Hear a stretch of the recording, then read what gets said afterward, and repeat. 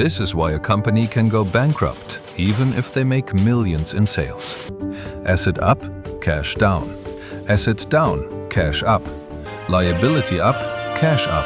Liability down, cash down. So let's say I run a hairspray business. This is my asset, because this hairspray makes revenue. If I use my cash to buy this asset, asset up, and I use the cash, so cash down. If I didn't buy assets, I have my cash. I didn't spend it. When we talk about liability, normally we talk about loan. The bank gave me loan, so what do I have now? Cash. So liability up, cash up, and vice versa. If I didn't get a loan, I don't have cash. Liability down, cash down. Profit is what's left over, so income minus expenses. Cash flow is the real money that goes in and out of the bank.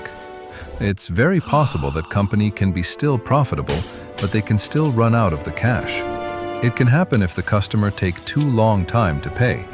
If the company growing way too fast, they're buying a lot of stocks and equipments up front. That means they used all their cash.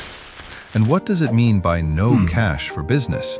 They can't pay for rent, they can't pay for suppliers, and they can't give wages to their staff member. And that leads to bankruptcy. For example, a builder invoice $5 million to their clients, and the client's gonna pay after 120 days. But the wages and suppliers cost $4.5 million right now. That means they can run out of cash even though they have $5 million sales. Also, the company borrows money to expand their business, but high leverage can be very dangerous because if the interest rate goes up or if their sales goes down, they might have to spend all their cash just for their loan repayments.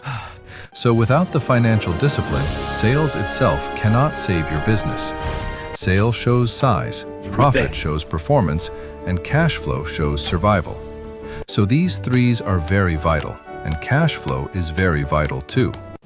It shows how well the business can survive. For finance knowledge, subscribe to Investoon, like the video and press the bell icon for more updates.